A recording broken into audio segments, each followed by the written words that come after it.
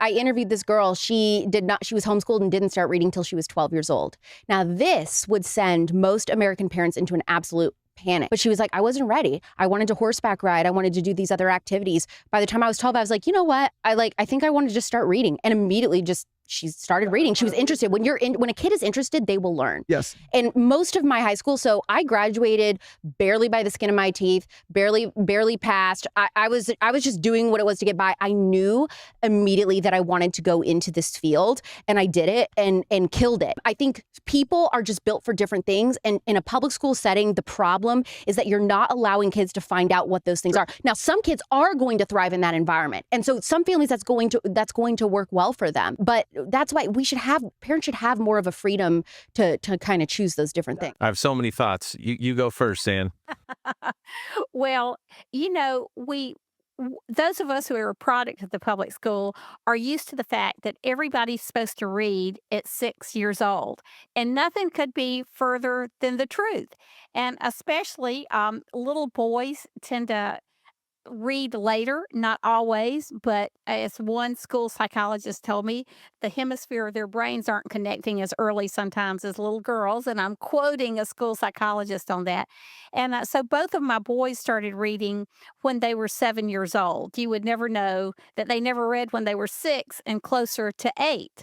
And it wasn't because they had any special issues, they just weren't ready to read yet. And then Lizzie, I can remember we were starting high school with Ty. He was in the ninth grade, and this is in the early 90s, and people aren't homeschooling in high school. And I was sort of a wreck about teaching Lizzie to read, having Ty in high school. So the first thing I did was I looked at John and I said, John, you're in the 7th grade. I now pronounce you a ninth grader. And And so, in that one sentence, we skipped 2 years of education. He did great. He's an attorney now, and he did high school with Ty. And I said, Lizzie, you have a September birthday. So by law, if you were in public school, I'd hold you back a year. Why don't we start you a year late with first grade? And I thought, then I can teach her to read next year when I'm sort of over this high school trauma that I'm in right now. And she said, I am not going to be held back. And so I ordered her a curriculum that I thought would be self-teaching in some regards.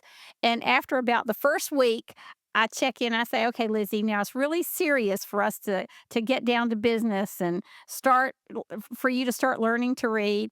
And she said, well, let me show you what I did, Mommy. And she pulled out the teacher's manual and she said, I knew you were going to be a week late getting to me. So I just decided I would read the teacher's manual. Oh my And goodness. then she starts filling out the little things that they ask kids to do. And then she'd read the teacher's paragraph. I said, Lizzie, I'm pretty certain if you can read what the teacher's manual said, then you don't need to be doing the little fill in the blank things. She says, Right. oh, I'm going to do it. I'm going to do the whole thing. I have no idea when the child learned how to read. And Your daughter, you have no idea when your daughter, Lizzie, no, except if someone asked you right now, I'd be like, when she was between ages of 6 and 9. No, when she was earlier. between 5 and 6. Oh, so somewhere Because in when there, she just picked it started up. school, she wasn't even 6, and so then she was reading. Oh my goodness. So, I don't know, and with the boys, we really worked hard at it, and, I mean, they were both great readers, they just started reading a year or 2 late. Later than what? Later than what? Why do they have to read when they're 6? I've always found that interesting. So Grayson's reading now, he's 8, and so he's reading much better than he was. He's picked it up a little slower. That's like you just said with boys, that's very normal. Now he's reading chapter books on his own with us and needs help on some words. I think it's just interesting because it's probably a lot of parents who really, as a new parent with our 5 kids, we really do kind of thrive or desire or want to be, we want some sort of measuring stick. You know what I mean? So it does kind of make sense. Like, when should they be reading? When should they do this? So I was going to ask you, to the parents listening, when should there be a concern about, hey, should I get my child tested for dyslexia? Am I just pushing my child too hard? Because obviously we've said on the show, in homeschooling, of course, we want to help teach our kids perseverance, right? And like, yeah, sometimes things are hard, Lizzie. Sometimes things are hard, Grayson. It's okay. how do you know when you're just pushing too hard and you're actually pushing them in a direction that might tell them subconsciously, like, learning is terrible, right? And how do you know when, oh, they're just like, how did you find that balance, I guess is my question. Well, so I want to tell you two stories first, and then I'll sort of answer your question. A friend of mine um, had a daughter who was not reading until she was somewhere between 10 and 12. And I remember her telling me the story about really pushing her. And then one day she just started reading because she was ready. And she said, I always really regretted that I pushed my daughter so hard and I was had so much anxiety over it. But as parents, we see what everybody else is doing, and it makes us nervous if our kids aren't doing the same things because we wonder if we've missed something. Right. I'll never forget speaking at a Capitol Day in Iowa, and this girl named Annie told me her story. And she said for years her kids had been in public school. She took them out during COVID. And she said, every year I'd tell my daughter's teacher, I think she's dyslexic. Oh, no, no, she'll grow out of it.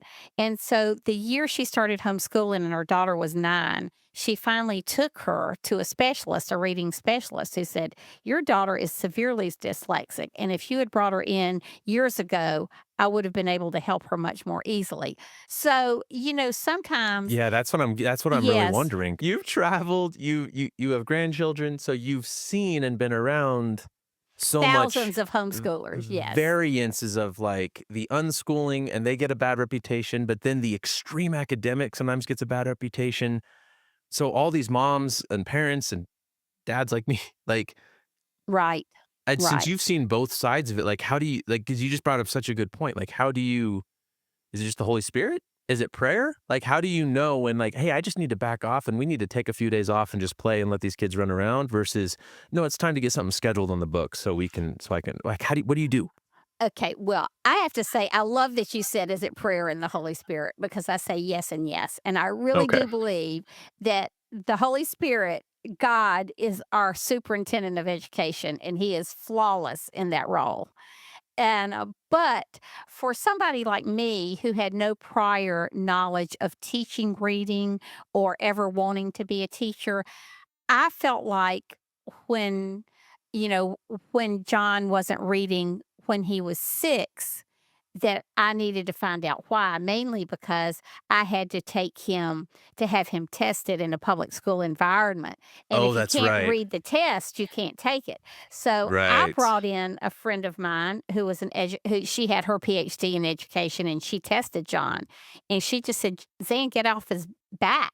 Let him read when he's ready. He's very bright. He'll start reading on his own when he's ready.